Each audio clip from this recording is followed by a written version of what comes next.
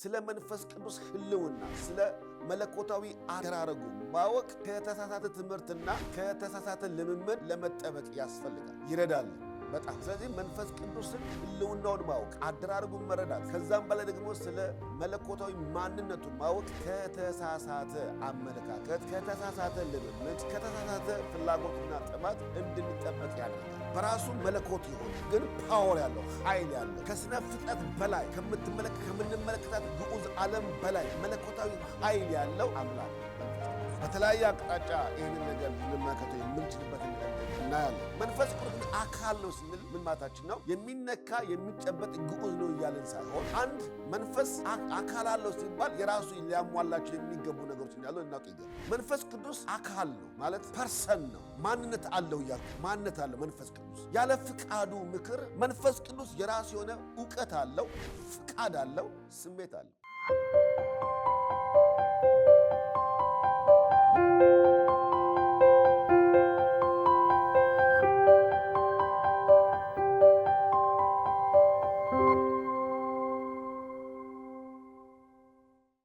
በጌታችንና በመድኃኒታችን በኢየሱስ ክርስቶስ ስም የእግዚአብሔር ቅዱሳን እንደምን አላችሁ? እግዚአብሔር አምላካችን ስሙ የተባረከ ይሁን። ደግሞ ዛሬ በዚህን ቀን እግዚአብሔር አምላክ በልዩ ደግሞ ርዕስ የእግዚአብሔርን ቃል እንድንማማር የእግዚአብሔር ቃል ደግሞ በጋራ እንድንመለከት ይህንን መልካም ጊዜና ሰዓት ሰጠን ልዑል አምላካችን እግዚአብሔር ስሙ የተባረከ ይሁን። እግዚአብሔር አምላክ በሰጠን የአገልግሎት ዘመን ደግሞ ዛሬ እንድንማማር የፈለኩት የእግዚአብሔርን ቅዱስ መንፈስ ወይም መንፈስ ቅዱስን እንደ እግዚአብሔር ሐሳብ እንደ ቤተክርስቲያን አገልግሎትና እንደ ቅዱሳን ደግሞ አጠቃቀም ያለውን መለኮታዊ ሐሳብና በቤተክርስቲያን ደግሞ ያለውን ጉልህ ድርሻ የምንመለከትበት ክፍለ ጊዜ ይሆናል። እግዚአብሔር አምላካችን የምንማማረውን የምንሰማውን ቃል ይባርክልን። መንፈስ ቅዱስም ራሱ ያግዘን ይርዳን። የእግዚአብሔርን መለኮታዊ ጥልቅ ነገር የሰው አእምሮ መርምሮ ፈትሾ አይቶ ሊያውቀው አይችልም። ሊገልጥ ሊያብራራ ሊያስረዳ ከሚችል ከመንፈስ ቅዱስ በስተቀር የእግዚአብሔርን ጥልቅ ነገር መርዳት የሚችል ማንም የለም። ስለዚህ ነው የእግዚአብሔር መንፈስ ቅዱስ ካላገዘን ካልረዳን በስተቀር ይህንን ነገር ለማወቅ የምንቸገረው። ስለዚህ ዛሬ ትምህርታችንን የእግዚአብሔርን ቃል የዮሐንስ ወንጌል ምዕራፍ 14 ላይ ያለውን በተለይ ከቁጥር 25 ጀምሮ ያለውን መልእክት በማንበብ ወደዚህ ወደ እግዚአብሔር መንፈስ ቅዱስ መለኮታዊና ቤተክርስቲያናዊ እንዲሁም ግለሰባዊውን አጠቃቀምና አገልግሎት የምንመለከትበት ክፍለ ጊዜ ይሆናል። እግዚአብሔር አምላክ የምንማማሩን ቃል ይባርክልን። ለእኛም ደግሞ ለእያንዳንዳችን ለምንሰማው እግዚአብሔር አምላክ ጥበብን፣ እውቀትን፣ ማስተዋልን ይስጠን። በእግዚአብሔር ስም የእግዚአብሔር ቃል አነባለሁ። የዮሐንስ ወንጌል ምዕራፍ 14 ቁጥር 25 ላይ መጽሐፍ ቅዱሳችን ሲናገር እንደዚህ ይላል። ከእናንተ ዘንድ ስኖር ይህን ነግሬያችኋለሁ፣ አብ በስሜ የሚልከውን ግን መንፈስ ቅዱስ የሆነውን አጽናኝ እርሱን ሁሉን ያስተምራችኋል፣ እኔም የነገርኳችሁን ሁሉ ያሳስባችኋል። ሰላምን እተውላችኋለሁ፣ ሰላሜን እሰጣችኋለሁ። እኔ የምሰጣችሁ ሰላም ዓለም እንደሚሰጥ አይደለም። ልባችሁ አይታወክ አይፍራም። እኔ እሄዳለሁ ወደ እናንተም እመጣለሁ። እንዳልኋችሁም ሰማችሁ የምትወዱኝስ ብትሆኑ ከእኔ አብ ይበልጣልና ወደ አብ በመሄዴ ደስ ይባላችሁ ነበር። ከሆነም በኋላ ታምኑ ዘንድ አሁን አስቀድሞ ሳይሆን ነግራችኋለሁ።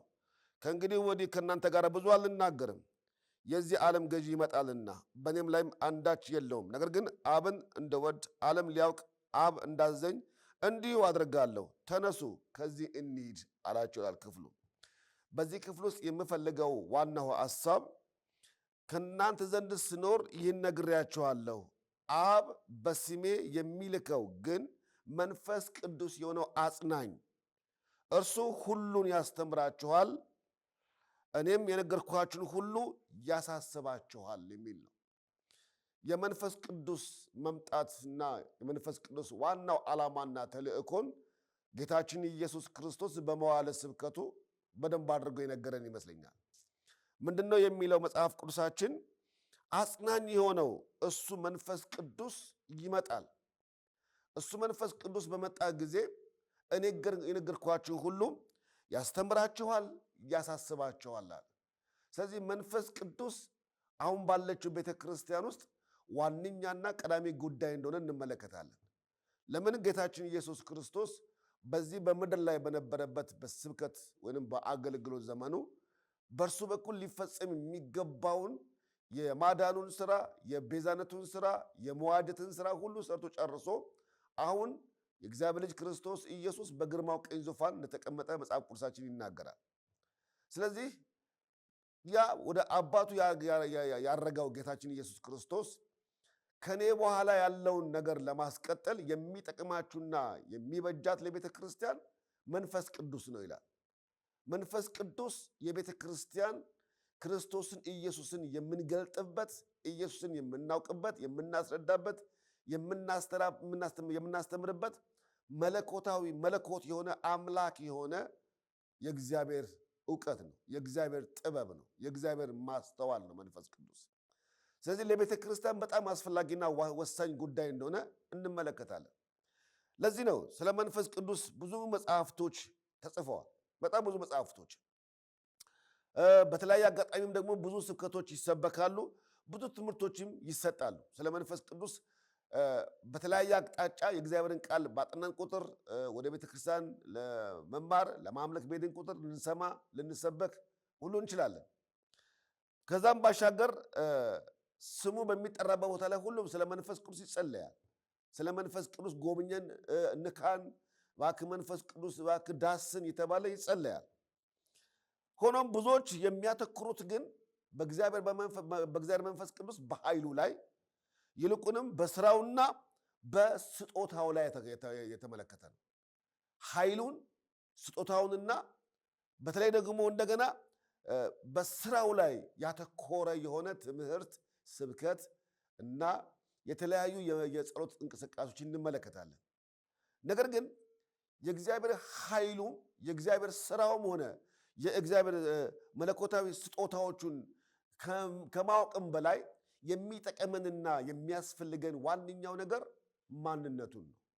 ስለዚህ ማንነቱን ካላወቅን ስጦታውን ላይ ማተኮር፣ ማንነቱን ካላወቅን ኃይሉን መለመን፣ ማንነቱን ካላወቅን ስራውን ተስፋ አድርጎ መጠበቅ ምናልባትም ላላስፈላጊ የስህተት ትምህርትና ላላስፈላጊ መጽሐፍ ቅዱሳዊ ወዳልሆነ ወይም የእግዚአብሔር መንፈስ ማዕከል ወዳላደረገ ስህተትና የተሳሳተ ልምምድ ውስጥ ልንገባ እንችላለን። ስለዚህ መንፈስ ቅዱስን በሚገባ ማወቅ፣ በሚገባ መረዳት ለኃይሉም ለስጦታውም ለአሰራሩም በቂ ግንዛቤ እንዲኖረን ካደረግን የሚገርማቸው ጤናማ የሆነ አገልግሎት ህዝቡ የሚባረክበት እግዚአብሔርም ክብሩን በቅዱሳን መካከል የሚገልጥበት የእግዚአብሔር ኃይል በቅዱሳን መካከል ይገለጣል። ስለዚህ መንፈስ ቅዱስ በዚህ ዘመን በጣም ሊታወቅ የሚገባ ልንማማረው የሚገባ ስለ ማንነቱ ስለ መለኮታዊ አሰራሩ ልንረዳው የሚገባ ነገር ቢኖር ስለ እግዚአብሔር መንፈስ ቅዱስ ነው። ስለዚህ መንፈስ ቅዱስን በሚገባ ማወቅ አስፈላጊ ነው።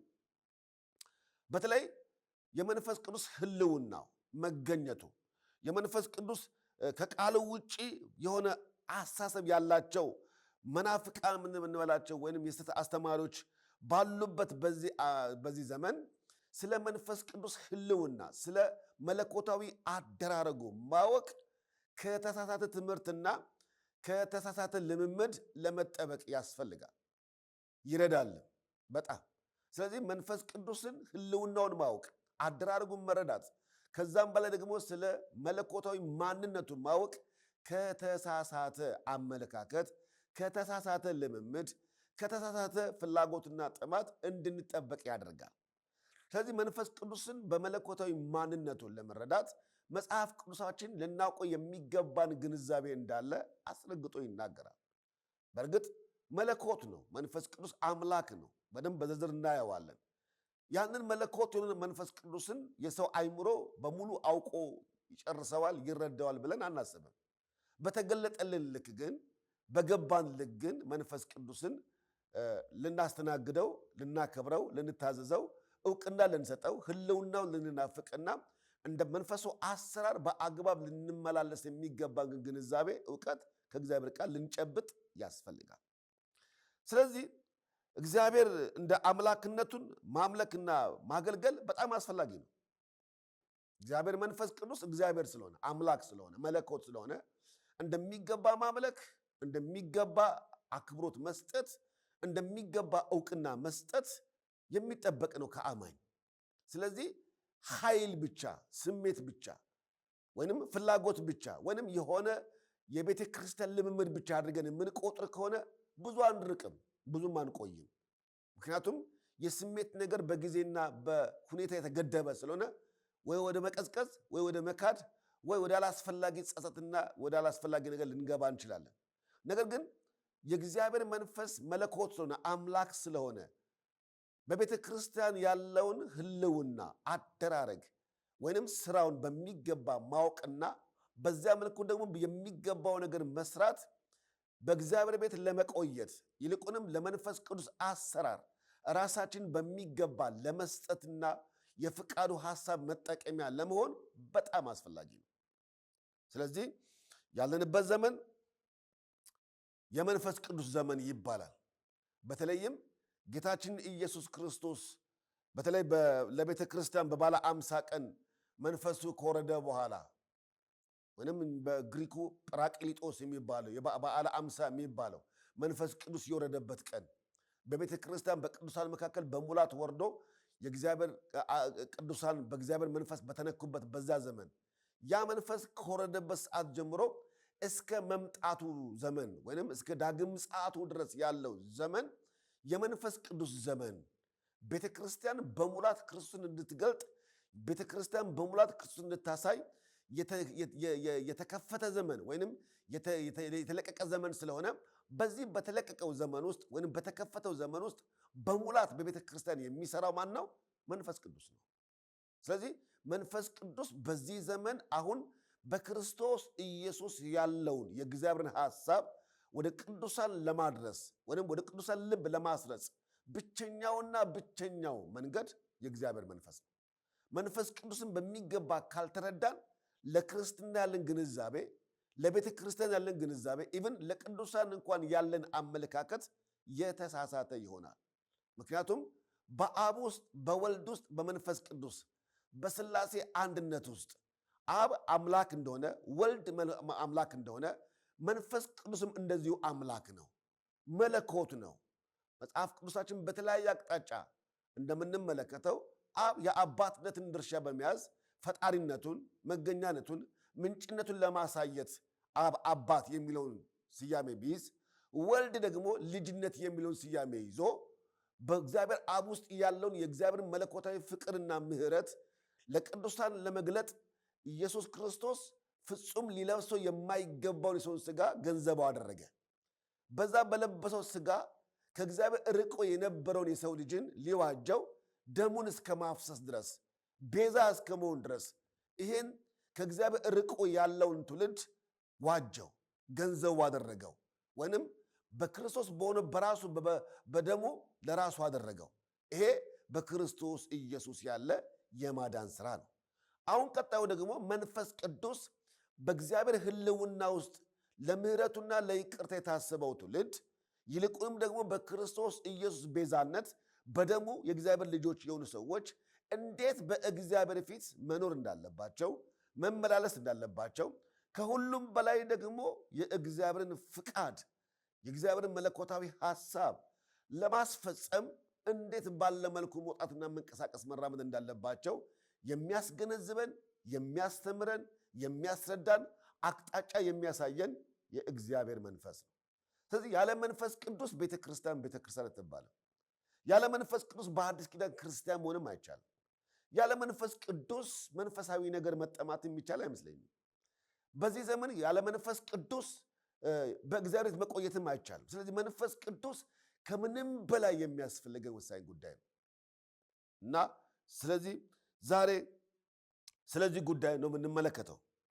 የእግዚአብሔር እውነተኛ ማንነት ሳይዛባ የሚያስተምሩ አገልጋዮች እግዚአብሔርን በሥላሴነቱ ወይም የመለኮትን ህልውና ሳይገነጣጥሉ ወይም ሳይጨፈላልቁ በዘመናት ሁሉ አንዱ ከሌላው የሥላሴን አካል ፍጹም አንድ እንደሆኑ ፍጹም መለኮት እንደሆነ ፍጹም ሊነጣጠል ሊገነጣጠል ሊጨፈላለቅ የማይችል በስሉስነቱ ፍጹም አንድ እንደሆነ ለማስተማር የሚያስችል ትልቅ ዕውቀት የምናገኘው መጽሐፍ ቅዱሳችን በሚገባ ስንረዳ ብቻ ነው። ስለዚህ ለምንድን ነው ይሄን ያልኩት? የአብን መለኮታዊ አሰራር ብቻ ነጥለው የሚናገሩ የስህተት አስተማሪዎች እንዳሉ፣ እንዲሁም ደግሞ የኢየሱስን ብቸኛ አብም ነው ኢየሱስ መንፈስ ቅዱስ ነው ኢየሱስ የሚል የመጨፈላለቅን ትምህርት ይዘው ኢየሱስ ብቻ የሚል ሰዎች ያሉበት ትምህርት ስላለ አይ አብም አያስፈልግም ኢየሱስም አያስፈልግም ዘመኑ መንፈስ ቅዱስ ብቻ ነው በመንፈስ ቅዱስ ብቻ የሚል ደግሞ ሌላ ደግሞ ጽንፍ የያዘ ትምህርት ስላለ ነው። ስለዚህ ትምህርተ ሥላሴ በምናስብበት ጊዜ የአብን አባትነትን፣ የወልድን ልጅነትን፣ የመንፈስ ቅዱስ ሰራጺነት ወይንም መውጣትን በሚያሳይ መልኩ የተቀመጠው ይህ ትምህርተ ሥላሴ የሚያስገነዝበን አንድነታቸውን፣ ሙሉእነታቸውን በእነሱ ዘንድ መገፋፋት፣ መነጣጠል ወይንም መጨፈላለቅ፣ መዋዋጥ በሌለበት አብ በራሱ የአብነቱን ስራ እንደሰራ ወልድም በራሱ የልጅነቱን ስራ እንደሰራ በዚህ ዘመን ደግሞ አሁንም መንፈስ ቅዱስ የመጣበትን መለኮታዊ ስራ እየሰራ እንደሆነ ለማስረዳት ለመማር መንፈስ ቅዱስን በሚገባ ማወቅ በሚገባ መረዳት ያስፈልጋል።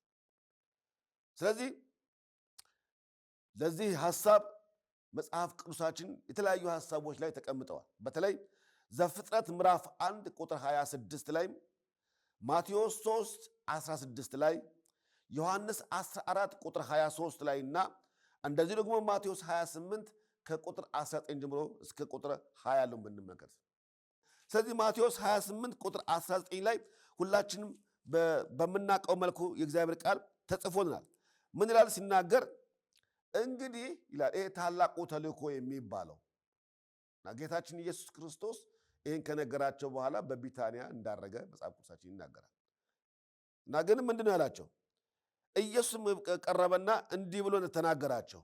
ምን አላቸው? ስልጣን ሁሉ በሰማይና በምድር ተሰጠኝ። እሺ ከዛስ?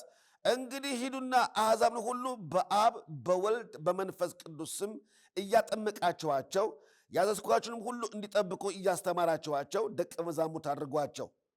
እነሆም እኔ እስከ ዓለም ፍጻሜ ድረስ ሁል ጊዜ ከእናንተ ጋር ነኝ አለ።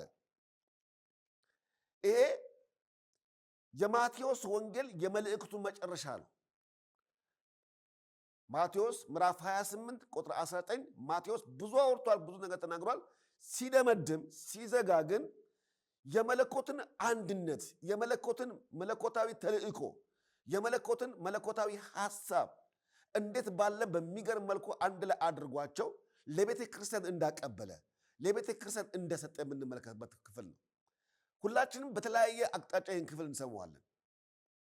ምክንያቱም ሲናገር ሁላችንም እንግዲህ ሂዱ አሕዛብንም፣ አሕዛብ የሚለው አንዳንድ አባቶች እንደሚናገሩት የማያምኑ ወይንም ያልተገረዙ ወይንም እነዚህ አረማውያን ብቻ የምንላቸው አይደለም።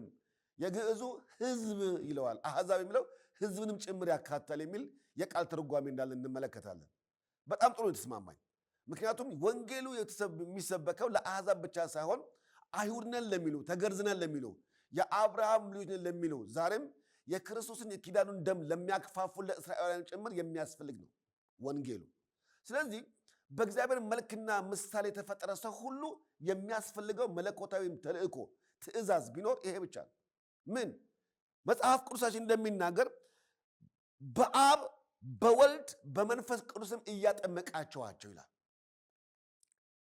ከዛ የሚያጠምቁት በአብ ስም ብቻ አይደለም፣ የሚያጠምቁት በወልድ ስም ብቻ አይደለም፣ የሚያጠምቁት በመንፈስ ቅዱስ ብቻ አይደለም። ይሄ ለአይሁዶች በጣም የሚያስፈልግ ነበረ።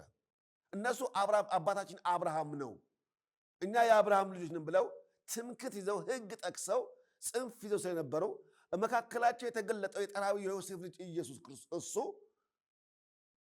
ከአብ ጋር እኩል እንደሆነ አምላክ እንደሆነ በእርሱ የሚደረገው ነገር ሁሉ በአብ ዘንድ ተቀባይነት እንዳለው እርሱ ፍጹም በመካከላቸው የተገለጠው ኢየሱስ የጠራቢው ልጅ ኢየሱስ የሚባለው እሱ በባህሪው አምላክ እንደሆነ መለኮት እንደሆነ የሰው ልጅ ለማዳን ፍጹም ሥጋ ስለለበሰ ሊያንስ የሚገባው ሊናቅ የሚገባው ሊተው የሚገባው እንዳይደለ አስረግጦ ሊነግራችሁ ሲፈልግ ስታጠምቁ እንኳን በአብ ስም ብቻ ሳይሆን በወልድ ስም አጥምቁ፣ በኋላም ደግሞ እንደገና በመንፈስ ቅዱስም አጥምቁ።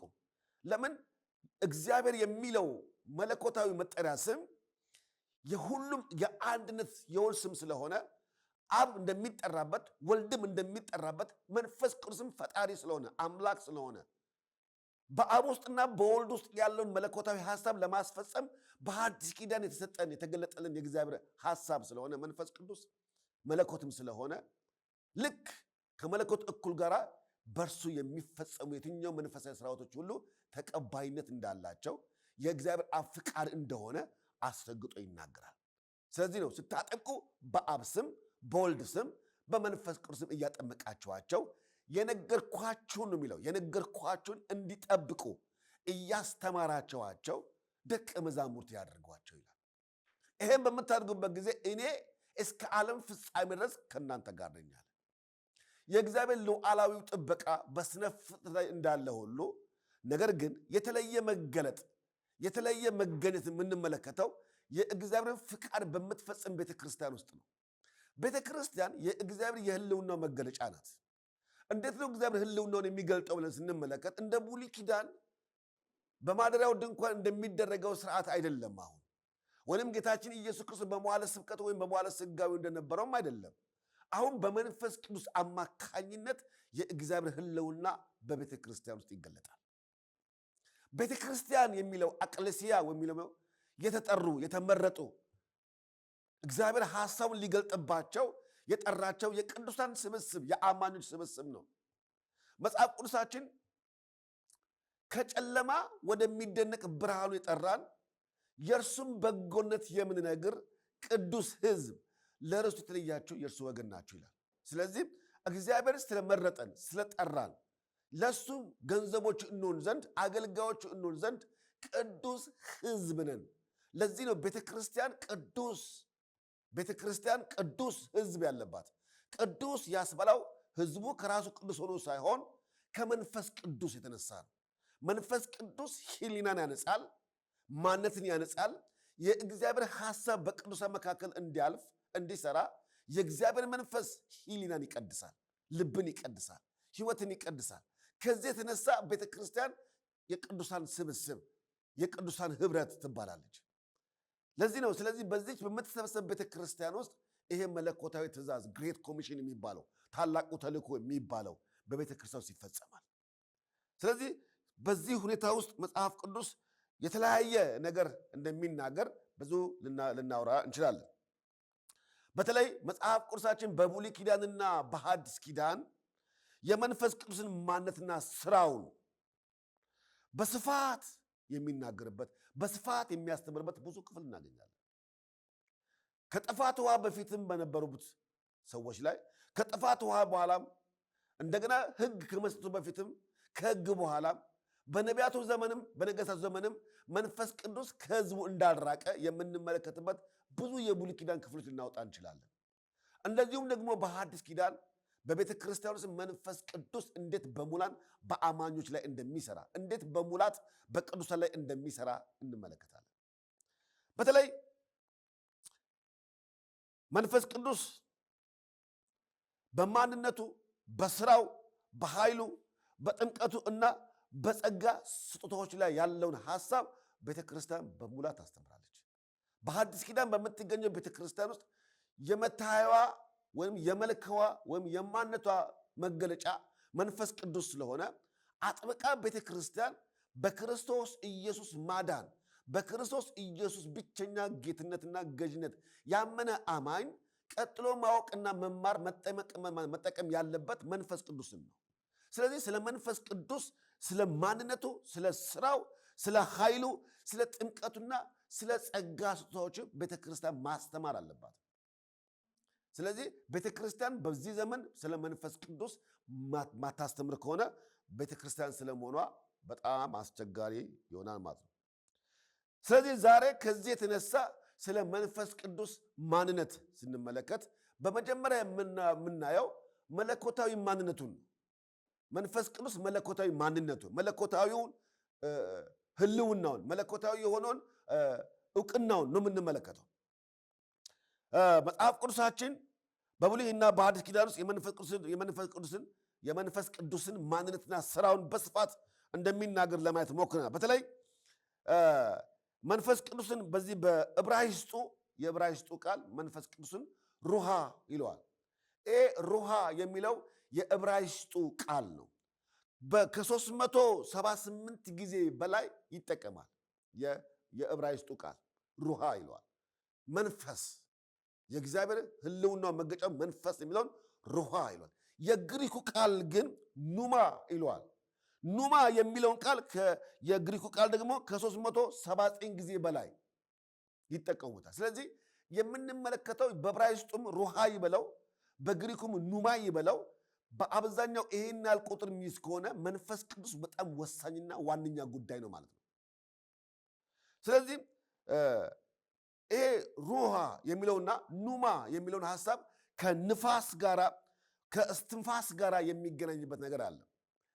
ንፋስ መንፈስ ቅዱስ ንፋስ ነው ስንል የሆነ ዊንድ ወደ ጠራርጎ እንደሚሄድ ወይንም ማን እንደሆነ ከየት እንደሚነሳ ምን አደጋ ላይ ያስከትል እንደሚችል ምን ጥቅም እንዳለው የማናቀው የምድራዊ ንፋስን ሳይሆን መንፈስ ቅዱስ እንደ ንፋስ የሚመስለው ማንነት ያለው የሚታወቅ ምን ሊያደርግ እንደሚመጣና ምን ደግሞ እንደሚደረግ የሚታወቅ ስለዚህ በክርስቶስ ኢየሱስ ያለውን በደሙ የተዋጀውን ቅዱሳንን በምንና እንዴት ባለ አቅጣጫ ለእግዚአብሔር እንዲበቃ ለማድረግ የሚችልበትም አደራረጉና አሰራሩ ይታወቃል። ስለዚህ መንፈስ ቅዱስ ንፋስ ነው ስንል ዝም ብሎ እውቅና የሌለው የማይታወቅ ዝም ብሎ ጠራርጎ እንደሚሄድ እንደ ፍጥረታዊ ንፋስ ሳይሆን ማንነት ያለው መለኮታዊ እውቀት ያለው ግንዛቤ ያለው የሚያደርገውን ነገር ጠንቆ የሚያውቅ በቅዱሳን ሕይወት ውስጥም ሊሰራ ያለው ነገር ሁሉ የሚታወቅ መለኮት የሆነ ፈጣሪ የሆነ ስብዕና ያለው አምላክ እንደሆነ ልናውቅና ልንገነዘብ ይገባል። ስለዚህ ለዚህም በጣም መጽሐፍ ቅዱሳችን ለምትጽፉ ሰዎች የሐዋርያት ሥራ ምዕራፍ 1 ቁጥር 8 ላይ ተጠቅሶ እናገኛለን። በተለይ አንደኛ ሳሙኤል ምዕራፍ 10 ከቁጥር 6 እስከ ቁጥር 10 ያለውን ክፍል ብትመለከቱት ስለዚህ አሁን ስላልኳቸው ሐሳቦች በስፋት የሚያስረዳ ነገር እንዳለ እንመለከታለን። ስለዚህ መንፈስ ቅዱስ መለኮታዊ ኃይል ነው ማለት ነው። ስለዚህ ኑማ ስንለው ወይንም ሩሃ ስንለው እንዳልኳቸው ከእስትንፋስና ከንፋስ ባሻገር ስንመለከተው ስናየው መለኮታዊ ኃይል በራሱ መለኮት የሆነ ግን ፓወር ያለው ኃይል ያለው ከስነ ፍጥረት በላይ ከምንመለከታት ግዑዝ ዓለም በላይ መለኮታዊ ኃይል ያለው አምላክ ነው መንፈስ ቅዱስ። ስለዚህ በተለያየ አቅጣጫ ይህንን ነገር ልንመለከተው የምንችልበትን እድል እናያለን። በተለይ ስለ አካል ስናስብ ቶሎ ወደ አይምሯችን የሚመጣው ቁሳዊ አካል ወይንም እነዚህ ማቴሪያልስ ብለን የምናስባቸው ነገሮች ናቸው። መንፈስ ቅዱስ ግን አካል ነው ስንል ምን ማለታችን ነው? የሚነካ የሚጨበጥ ግዑዝ ነው እያልን ሳይሆን አንድ መንፈስ አካል አለው ሲባል የራሱ ሊያሟላቸው የሚገቡ ነገሮች እንዳሉ እናውቅ ይገባል። መንፈስ ቅዱስ አካል ነው ማለት ፐርሰን ነው፣ ማንነት አለው እያልኩ ነው። ማንነት አለው መንፈስ ቅዱስ። ያለ ፍቃዱ ምክር አስገድደን ልናደርገው የምንችለው መንፈስም አይደለም። ወይንም በግርግርና በስሜት ወይንም በግለት የሚወርድ መንፈስም አይደለም። መንፈስ ቅዱስ ስብዕና አለው፣ ማንነት አለው። ይሄም ማንነቱ መለኮታዊ ማንነት ነው። መንፈስ ቅዱስ ምን ማለታችን ነው? መለኮታዊ ማንነት ስንል አንደኛ መንፈስ ቅዱስ የራሱ የሆነ እውቀት አለው፣ ፍቃድ አለው፣ ስሜት አለው። ስለዚህ አንድ አካል ማንነት አለው ስንል የማንነት መለኪያዎቹ የማንነት መገለጫዎቹ ምንድናቸው ብለን ስናስብ እውቀት ካለው፣ ፍቃድ ካለው፣ ስሜት ካለው ያ የምንጠቅሰው ነገር አካል አለው ማለት ነው። ስለዚህ መንፈስ ቅዱስ በውጭ የምንመለከተው ንፋስ እውቀት የለውም፣ ፍቃድ የለውም። በእግዚአብሔር አሰራር ውስጥ በሚፈጠር የንፋስ ይሁን የተለያየ መንገድ የሚመጣውን እንቅስቃሴ ከዛ ጋር ልናገናኘው አንችልም። መንፈስ ቅዱስ ንፋስ ሳይሆን እውቀት ያለው፣ ፍቃድ ያለው፣ ስሜት ያለው መለኮት የሆነ ስብዕና ያለው አካል እንደሆነ ልንገነዘብና ልናውቅ ይገባል። ስለዚህ እሳት ስላለን የሚወርድ ነገር የለም። ወይም ስለተንጫጫን ግርግር ስለፈጠረን የሚወርድ ነገር የለም። እንደ ፍቃዱ ምክር የወደደውን ማድረግ የሚችል መለኮት የሆነ ስብዕና ያለው አካል የሆነ ማንነት ያለው መንፈስ ነው መንፈስ ቅዱስ። ስለዚህ ጨዋ አምላክ ነው የምናመልከው። ስለዚህ ስለ ማንነቱ ስናስብ ብዙ ነገሮች ልናስብ እንችላለን እና በዚህ አቅጣጫ ላይ ያሉን ሀሳብ ስንመለከት ይሄ የግሪኩ ቃል ስለ መንፈስ ቅዱስ ሲያጠና ስለ መንፈስ ቅዱስ ሲመለከት ያ የሚያጠናውን ምን ይለዋል? ኑማቶሎጂ ይለዋል። ኑማቶሎጂ ማለት ስለ መንፈስ ማጥናት፣ ስለ እግዚአብሔር አሰራር ማጥናት እና ኑማቶሎጂ የሚለው ጥሩ ሀሳብ ነው። ጥሩ አድርጎ ያስቀምጧል። ስለዚህ ከነፋስ ጋር ግንኙነት ያለው ቃል ቢሆንም ቃሉ ግን በግሪክ ንፋስ ወይንም እስትንፋስ ብሪዚንግ ይብለን የምንለው ከዛ ጋር የሚያዝ ባህሪ ያለው። ስለዚህ ለምሳሌ እንደ ምሳሌ እንመልከትና ለምሳሌ ሁላችንም እንደምናውቀው በመላው ዓለም የመጣው የኮሮና በሽታ ነበርና ኮሮና ሁላችንም እናውቀዋለንና የበሽታው አካሄድና ጥፋት የመተንፈሻ አካልን መያዝ ነው። የመተንፈሻ አካልን መቆጣጠርና ሰው እንዳይተነፍስ ታፍኖ እንዲሞት የሚያደርግ ቫይረስ ነው። ልክ እንደ ጉንፋን እንደተለያዩ ነገር በሰው ሕይወት ውስጥ ገብቶ የሰውን የመተንፈሻ አካል ይቆጣጠራል። ሰው እንዳይተነፍስ ያደርግና ሰው ተጨንቆ በልዩ ልዩ የበሽታ አማካይ ሰውየው እንዲሞት ያደርጋል እና ይህ መተንፈሻ አካል ከተዘጋ ሰው ሕይወት የለውም በቃ። ስለዚህ እስትንፋሳችን፣ ነፍሳችን፣ ህልውናችን ያለው አተነፋፈሳችን ውስጥ ነው። አተነፋፈሳችን እንደውም በሕክምና ውስጥ ያሉ ሰዎች ያውቃሉ። አተነፋፈስ ነው ቼክ የሚያደርጉት ሐኪሞች ብዙውን ጊዜ ቶሎ ቁርጥ ላብላብ ያዘለ ወይንም የሆነ የሚረዘም አተነፋፈስ ወይንም ከነጭራሹ እንደውም ሰው ሞተም አለም የሚባለው መጀመሪያ ቼክ የሚያደርጉት እስትንፋሱ ላይ ነው እና ይሄ መንፈስ ቅዱስ እስትንፋስ ነው ስንል የቤተ ክርስቲያን አተነፋፈስ ነው እያልኩ ነው እና የቤተ ክርስቲያን ህልውናዋ መኖሯ የሚታወቀው አተነፋፈሷ ነው። አተነፋፈሷ ደግሞ ማን ነው? ኑማ ነው። ኑማቶሎጂ ወይም ኑማ ስለ መንፈስ ቅዱስ የምናጠናው ነው። መንፈስ ቅዱስ ኤግዚስት የሚያደርግባት ቤተክርስቲያን፣ መንፈስ ቅዱስ የማይንቀሳቀስባት ቤተክርስቲያን፣ መንፈስ ቅዱስ ህልውናው የማይታይባት ቤተክርስቲያን ምን ሆናለች ማለት ነው? መተንፈስ አቆማለች እያለ ሞታለች እያለ ነው። ስለዚህ ቤተክርስቲያን የሚያደርጋት ቤተክርስቲያን ስንል ሁላችንም እናውቃለን ብዬ አስባለሁ። በዚህ ሚዲያ የምትመለከቱ የተለያዩ ሰዎች እንዳላችሁ ገነዘባለሁ። ቤተክርስቲያን ከአጥር ጋራ ከቆርቆሮ ጋራ ወይም ከግንብ ጋራ ወይም በየአካባቢያችን ከሚደረጉት ማቴሪያሎች ጋራ እቃዎች ጋር የሚገናኝ አይደለም።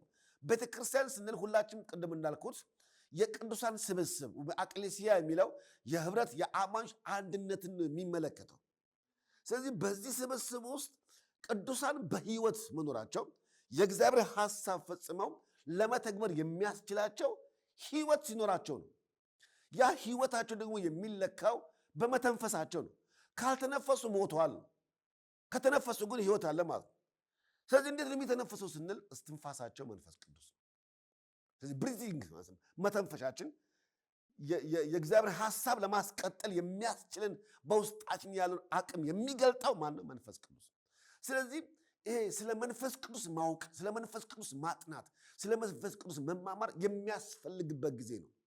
አሁን በዘመናችን እዚህ ጋር ያለው ነገር ትንሽ ጋፕል አድርገውና ሰው ያለው ውጤቱ ላይ ነው አይኑ ተተክሎ ያለው ውጤቱ ላይ ወይንም አጋንንት ሲወጣ ሰዎች ሽባ ምናምን ሲተረተር ወይንም ትንቢት ሲነገር ወይንም የሆነ ብቻ ከስነ ተፈጥሮ ውጪ የሆነ የሚያስደምም ነገር ሲመለከት ሰው እግዚአብሔር በዚህ አለ። ስለዚህ ሰው ማቄን ጨርቄን ሳይል ሌት ተቀን የሚንጓጓበትን የሚሮጥበትን ነገር ስንመለከተው የሚታይ ነገር ላይ ተመስርቶ ነው። ነገር ግን የሚታዩ ነገሮች ምንጫቸው ከተለያየ አቅጣጫ ሊሆን ይችላል። ስለዚህ ተአምራትና ድንቅ በማየት እነዛ ተአምራት ድንቅ የሚታይባቸው ነገሮች የመንፈስ ቅዱስ የህልውና መታያዎች ናቸው፣ መገለጫዎች ናቸው ብለን ልንደመድም አይገባም። ማለት ለምሳሌ አንድ ሰው በቤተ ክርስቲያን ውስጥ መንፈስ ቅዱስ ወረደና ወደቀ እንበል። ተንዘፍዝፎ ይወድቃሉ፣ ሰዎች ይወድቃሉ፣ ይጋጫሉ። መውደቁ ችግር የለውም፣ በተለያየ አቅጣጫ ሊወድቅ ይችላል። የወደቀው ሰውዬ ግን ከመውደቁ በፊት የነበረው ማንነትና ወድቆ ሲነሳ ያለው ማንነት መለያየት ካልቻለ ወይንም የተለየ ስብዕና ካልታየበት የነካው መንፈስ እርሱም መለወጥ ካልቻለ ያው ከሆነ ሰውየው የወደቀው ያ ሰውዬ የጣለው ያ ነገር ነው ማለት ነው። ስለዚህ መንፈስ ቅዱስ ግን ሲጥል፣ መንፈስ ቅዱስ ግን ሲነካ ለእግዚአብሔር የማይሆንን ነገር ከውስጣችን ጠራርጎ ነቅሎ አውጥቶ ለእርሱና ለእርሱ ብቻ ልንሆንበት በምንችልበት አስተሳሰብና ማንነት ውስጥ እንድንሆን ያደርጋል። ስለዚህ የነካን መንፈስ፣ የሚጠራን መንፈስ፣ የሚያዘፈዝፈን መንፈስ፣ የምንጮህለት መንፈስ ከለውጥ ጋር ነው፣ ከመቀየር ጋር ነው፣ ይልቁንም ክርስቶስን ከመግለጥ ጋር የሚገናኝ ነው። ስለዚህ ቤተ ክርስቲያን በዚህ ትምህርት ላይ አጥብቃ ልትማማር፣ አጥብቃ ምዕመኖቿ ልታስተምር፣ አጥብቃ ደግሞ እርስ በርሳችን ልንማማርበት የሚገባ፣ አጥብቀን ልንማማርበት የሚገባ ነገር ቢኖር መንፈስ ቅዱስ ነው። ስለዚህ ስለ መንፈስ ቅዱስ ከስሜት ከፍላጎት ወይም ከሚታዩ ተአምራትና ምልክት በላይ ህልውናውን ማወቅ፣ ማንነቱን መረዳት የቤተ ክርስቲያን ዋነኛ ጉዳይ ነው ማለት ነው። ስለዚህ ስለ መንፈስ ቅዱስ ስንመለከት ስራዎቹ ወይም አካላዊ ህልውናው እንዳሉ ቅድም ለማየት እንደሞከር ነው። መንፈስ ቅዱስ አካላዊ ህልው እንዳለው የምናረጋግጥባቸው ከሁሉ የተሻለ ተጨባጭ ማስረጃ የሆነው ወይም ውሳኔ እንድንስ የሚረዱን ስራዎቹ ብዙውን ጊዜ ልናስተውላቸው ይገባል።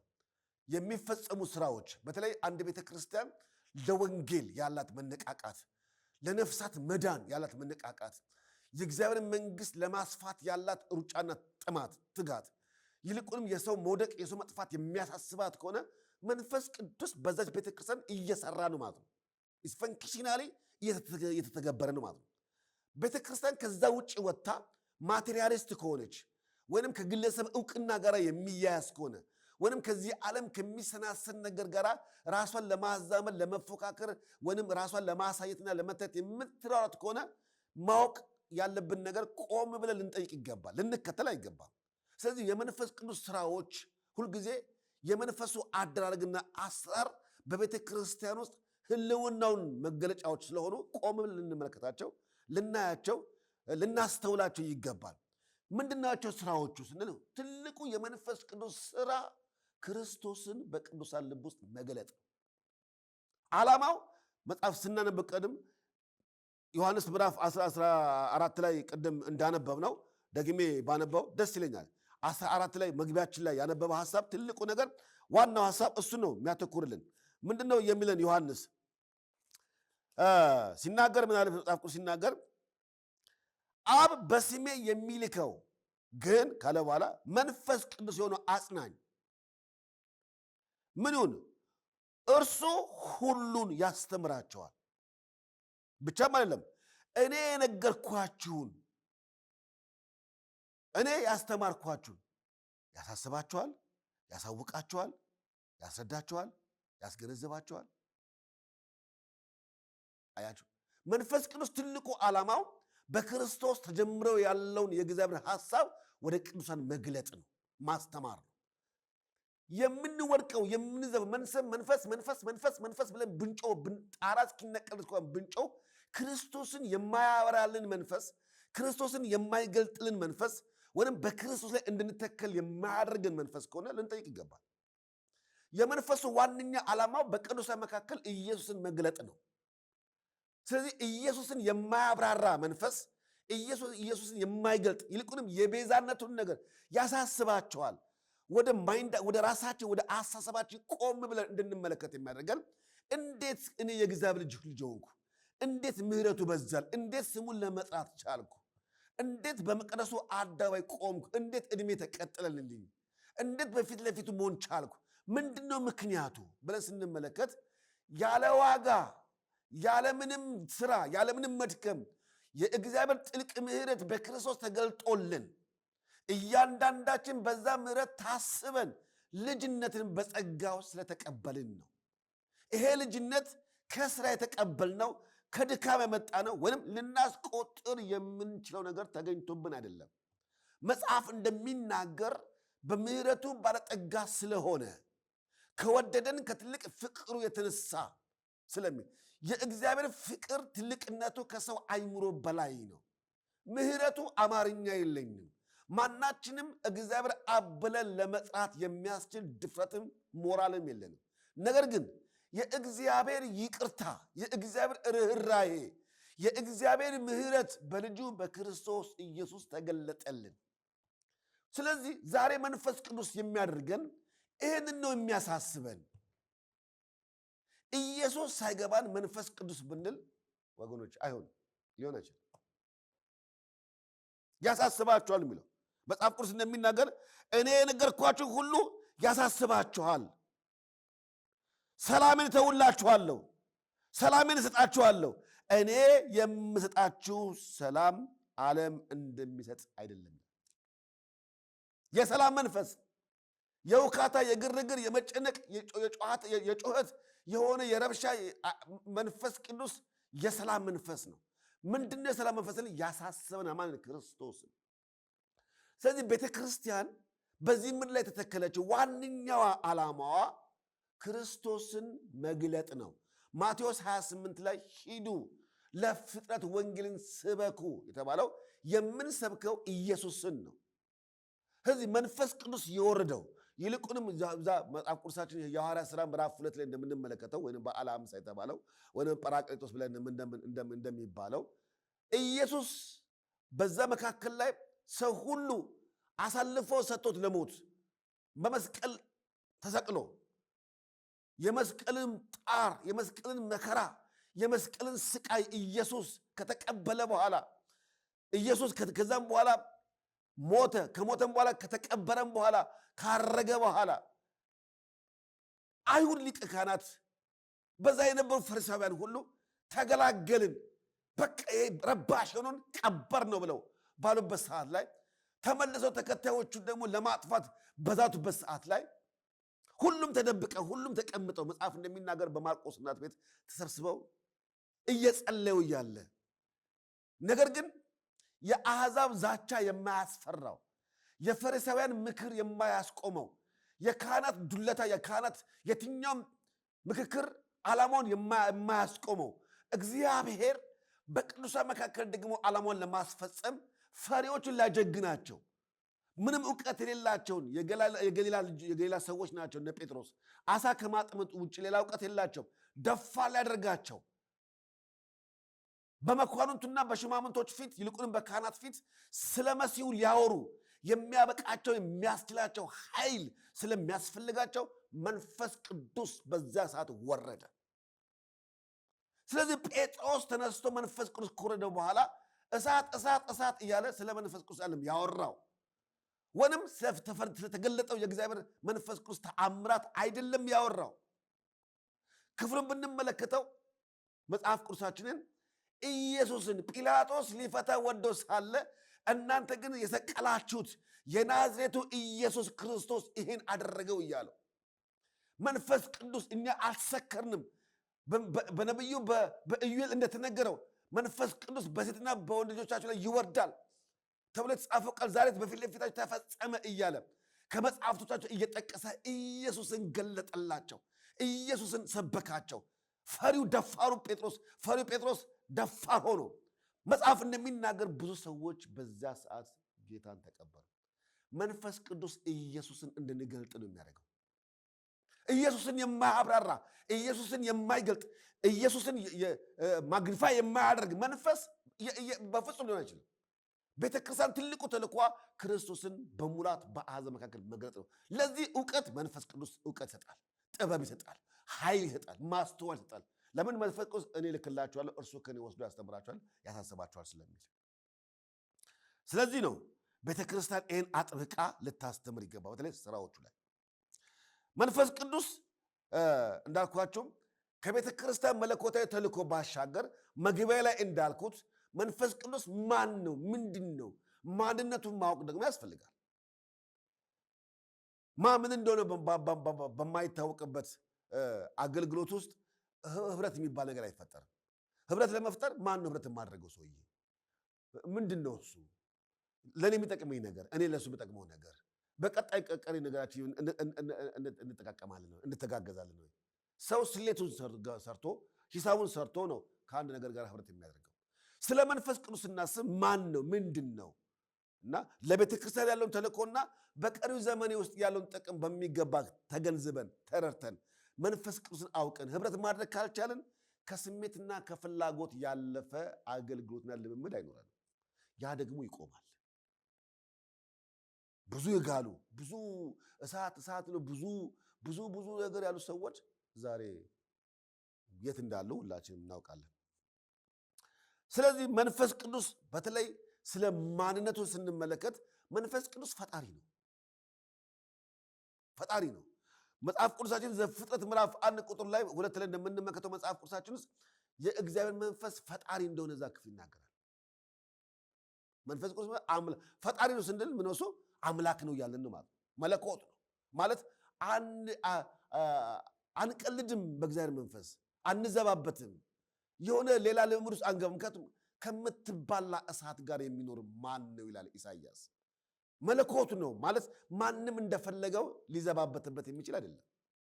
ሁለተኛ መጽሐፍ ቅዱሳችን እንደሚናገር መንፈስ ቅዱስ ዘካርያስ ምዕራፍ 4 ቁጥር 6 ላይ እንደሚናገረው መንፈስ ቅዱስ ያስተምራል፣ አስተማሪ ነው።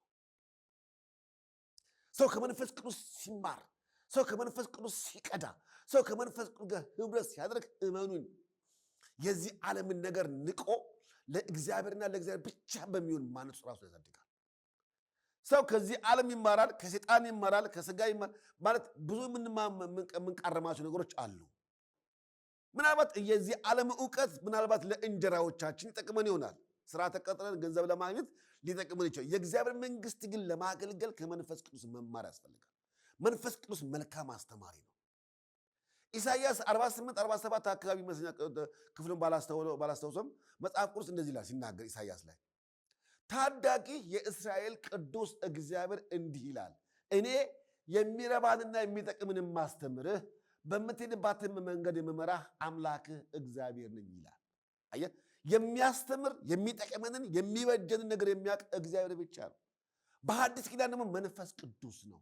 ተው ይላል መንፈስ ቅዱስ፣ ሂድ ይላል ማዳመጥ። መንፈስ ቅዱስ ዕውቀት ነው፣ ጥበብ ነው፣ ማስተዋል ነው። ስለዚህ ከመንፈስ ቅዱስ ጋር ያለን ቁርኝነት ከማንም በላይ ነው። ኢቭን ከሚስት በላይ ነው፣ ከእናት በላይ ነው፣ ከጓደኛ በላይ ነው። ከራሳችን ፍላጎት በላይና ስሜት በላይ ከመንፈስ ቅዱስ ጋር የሚኖረን ጥብቅና ጥልቅ የሆነ ቁርኝነት የሚገርማችሁ ከፍተኛ የሆነ ጥቅም እንዳለው ልንረዳ ይገባል። ሌላ የምንመለከተው መንፈስ ቅዱስ ዮሐንስ ምዕራፍ 16 ቁጥር 3 ላይ እንደምንመለከተው ይመራል። መንፈስ ቅዱስ አቅጣጫ ያሳያል። ቤት መንገድ እንዳለብን፣ ምን ማድረግ እንዳለብን፣ ወዴት መሄድ እንዳለብን መንፈስ ቅዱስ መሪ ነው፣ ይመራል። ቤተ ክርስቲያን መሪዋ መንፈስ ቅዱስ ነው። አሁን ችግሩ እዚህ ጋር ነው። እንግዲህ ሰው ይሆናል፣ ሙያ ይሆናል፣ ብሔር ይሆናል፣ ብዙ ነገር አለ አሁን ቤተ ክርስቲያን ውስጥ እንገባ። ነገር ግን የመጀመሪያው ራስ የሆነውን ክፍል ለመንፈስ ቅዱስ የሰጠች ቤተ ክርስቲያን እመኑኝ አታቆሟት። የገሃነም ደጆች የማይችሏት የማይቋቋሟት ቤተ ክርስቲያን መለኮታዊ ተልእኳን ፈጽማ እስከ ጥግ ድረስ የምትሄደው ራስ የሆነውን ክርስቶስ ስታከብር ብቻ ነው። ለእሱ እውቅና ስትሰጥ ነው። መንፈስ ቅዱስ እሱን ነው እንዲያደርግ የሚያደርገው። አያችሁ፣ ክርስቶስን ማዕከል ክርስቶስን ራስ ያደረገች ቤተክርስቲያን መንፈስ ቅዱስ በውስጧ በሙላት እንዲንቀሳቀስ ትፈቅዳለች ማለት ነው። ስለዚህ መንፈስ ቅዱስ የሚቆጣጠራት ቤተክርስቲያን፣ መንፈስ ቅዱስ ደግሞ ራስ የሆነባት ቤተክርስቲያን ደግሞ ትመራለች። አይ በመንፈስ ቅዱስ የምትመራ ቤተክርስቲያን አታቆሟትም። ረሃብ አያቆማትም፣ ስደት አያቆማትም፣ ችግር አያቆማትም። ተቋቁማ ማሄድ የምትችልበት አቅም መንፈስ ቅዱስ ስለሚሰጣት በውስጧም እጅግ የእግዚአብሔር ተአምራት ስለሚገለጡ ታውቃላችሁ፣ ለብዙ ሰዎች የነፍስ ድህነት መዳኛ ትሆናለች። ስለዚህ ቤተክርስቲያን መንፈስ ቅዱስ ነገር ይመራታል። ሌላም እንደምንመለከተው ማጽናናት የሚያጽናና ዮሐንስ 14 ቁጥር 26 ላይ እንደምንመለከተው ያጽናናል መንፈስ ቅዱስ። 26 ላይ መጽሐፍ ቅዱስ እንደዚህ ይላል። እኔ አለ ዮሐንስ 14 ቁጥር 26 እሱን ላንብበው። እኔ እሄዳለሁ ወደ እናንተም እመጣለሁ እንዳልኳችሁም ሰማችሁ። የምትወዱኝስ ብትሆኑ ከእኔ አብ ይበልጣልና ወደ አብን በመሄዴ ደስ ባላችሁ ነበር። ከሆነም በኋላ ታምኑ ዘንድ አሁን አስቀድሞ ሳይሆን ነግራችኋለሁ። ከእንግዲህ ወዲህ ከእናንተ ጋር ብዙ አልናገርም፣ የዚህ ዓለም ገዢ ይመጣልና በእኔ ላይም አንዳችም የለውም። ነገር ግን አብን እንድወድ ዓለም ሊያውቅ አብም እንዳዘዘኝ እንዲሁ አድርጋለሁ። ተነሱ ከዚህ እንሂድ ይላቸዋል። ጌታ ምን አለ ለቤተክርስቲያን? እኔ እሄዳለሁ፣ ላማኙ እሄዳለሁ እና በዚህ በመሄዴ ደስ ባላችሁ ነበር ማለት አዝነዋል ማለት ነው።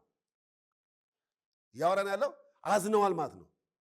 ነገር ግን መጽሐፍ ቅዱስ በሌላ ክፍል ላይ ደግሞ እኔ ብሄድ ይሻላችኋል አጽናኙ እንዲመጣ ይላል መጽሐፍ ቅዱስ እና አብሯቸው የነበረው ኢየሱስ ክርስቶስ ካጠገባቸው ሲለይ ደቀ መዛሙርቱ እንደ ሰው ሊሆን ያለው ነገር በኋላ በመንፈስ ቅዱስ ተረድተው ጌታ ወይ ና ማራናታ ና ብላ ቤተክርስቲያን በመንፈሱና ሙሽራይቱ ና ይላሉ እንደሚል መንፈስ ቅዱስ በኋላ ያንን ካላሳሰባቸው በስተቀረ እንደ ሰው መለየቱ ያሳዝናቸዋል።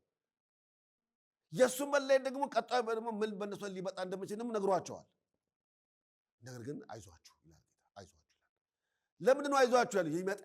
ይመጣ ዘንድ ያለው መንፈስ ቅዱስ እንዴት እንደሚያጽናናቸው፣ እንዴት እንባዎቻቸውን እንደሚያብስ፣ እንዴት አቅም እንደሚሆናቸው እየጠቆማቸው ነው ያለው ማለት ነው። ከዚህ መንፈስ ቅዱስ አጽናኝ ነው። ከዚህ ማለት ባሻገር ቤተክርስቲያን ውስጥ የብሶተኞች ስብስብ ናት። ቤተክርስቲያን ልባቸው የተሰበረ በብዙ ነገር የተገፉ የሚያለቅሱ ሰዎች በቃ የዚህ ዓለም ነገር የከበደባቸው ግራ የገባቸው ሞት የሚሸታቸው ነገር ምስቅልቅል ያለባቸው ሰዎች ስብስብ ናት ቤተክርስቲያን። እነዚህ ሰዎች ተጽናንተው ነገን ተስፋ የሚያደርጉት መንፈስ ቅዱስ የሚባል አምላክ ስላለ ነው። መንፈስ ቅዱስ ባያጽናናን፣ መንፈስ ቅዱስ አቅም ባይሆነን እንኳን የምንሰብከው ህዝብ ቀርቶ እኛ ሰባኪዎቹ እንኳን ዛሬ ቆምን ለማገልገል ጉልበት አይኖረንም። መንፈስ ቅዱስ አጽናኝ ነው።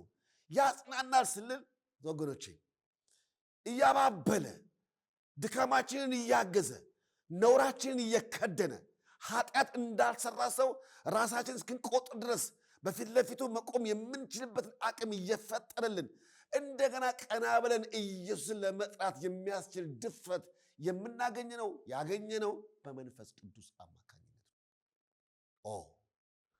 ስለ እግዚአብሔር መንፈስ እግዚአብሔር ተባረከ በጣም። ስለዚህ ይሄ መንፈስ ቅዱስ አጽናኝ ነው ስንል ለዚህ ነው። መንፈስ ቅዱስ ሌላ በጣም የሚገርም መጽሐፍ ቅዱሳችን ሲናገር ዮሐንስ ምዕራፍ 16 ቁጥር 8 ላይ እንደዚህ ይላል፣ ከእናንተም ጋር ስለነበርኩ በመጀመሪያ ይህን አልነገርኳችሁም። አሁን ግን ወደ ላከኝ እሄዳለሁ፣ ከእናንተም ወዴት ትሄዳለህ ብሎ የሚጠይቀኝ የለም። ነገር ግን ይህን ስለተናገርኳችሁ ሐዘን በልባችሁ ሞልቷል። ቀደም እንዳልኳችሁ አዝነዋል። እኔ ግን እውነት እነግራችኋለሁ፣ እኔ እንድሄድ ይሻላችኋል። እኔ ባልሄድ አጽናኙ ወደ እናንተ አይመጣምና፣ እኔ ብሄድ ግን እርሱን እልክላችኋለሁ። እርሱ መጥቶ አሁን ተልኮ እርሱ መጥቶ ስለ ኃጢአት፣ ስለ ጽድቅም፣ ስለ ፍርድም ዓለምን ይወቅሳል። ስለ ኃጢአት በእኔ ስለማያምኑ ነው። ስለ ጽድቅም ወደ አብ ስለሚሄድ ነው። ከዚህም በኋላ ስለማታዩኝ ነው። ስለ ፍርድም የዚህ ዓለም ገዢ ስለተፈረደበት ነው ይላል። ዝርዝር አድርጎ ያስቀምጠው መጽሐፍ ቅዱስ ሲናገር መንፈስ ቅዱስ የሚያጽናናን አንደኛ ቀደም እንዳልኳችሁ ኢየሱስ ስለሄደ ነው፣ አዝነዋል። ነገር ግን መንፈስ ቅዱስ እኔ ብሄድ ይሻላችኋል። እኔ ብሄድ አጽናኙ ሲመጣ አንደኛ ያጽናናችኋል። እሱ ብቻ አይደለም፣ ዓለምን ይወቅሳል። ለምን ይወቅሳል? አንደኛ በኢየሱስ ስላላመኑ ስለማያምኑ። ለምንድነው አዳኝ ቤዛ በመስቀል ላይ ደሙን አፍሶላችሁ ያ ሁሉ መከራ ተከፍሎ ስለምን ይህን ቤዛ ይህን እንዴት አላመናችሁም እያለ ዓለምን ስለ ኢየሱስ ይወቅሳል። በልባቸው መታበይ ስለ ሕግ እየተቆረቆሩ ኢየሱስን የማዳን ስራ እያቅላሉ ወይንም እያንቋሸሹ ሙሴ ይበልጣል ሕግ ይበልጣል ስለሚሉ ደግሞ ስለ አይሁድ ይፈርዳል።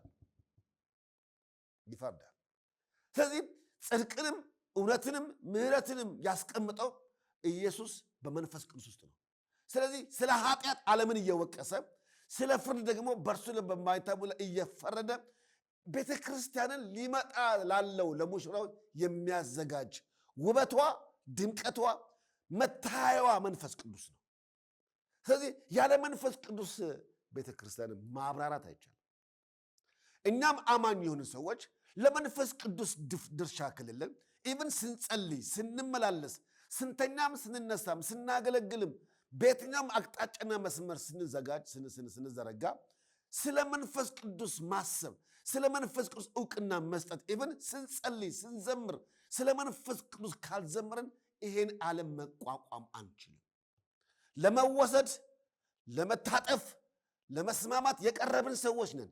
ነገር ግን አቅም የሚሆነን ጉልበት የሚሆነን የዚህን ዓለም መልክ ጥለን የሚበልጠውን ክርስቶስ ተስፋ አድርገን በዚህ አጭር ዕድሜ ውስጥ ኢየሱስ ብለን ጀምረን ኢየሱስ ብለን መጨረስ የምንችለው መንፈስ ቅዱስ በውስጣችን ሲንቀሳቀስ ለሱ ዕውቅና ስንሰጥ ነው።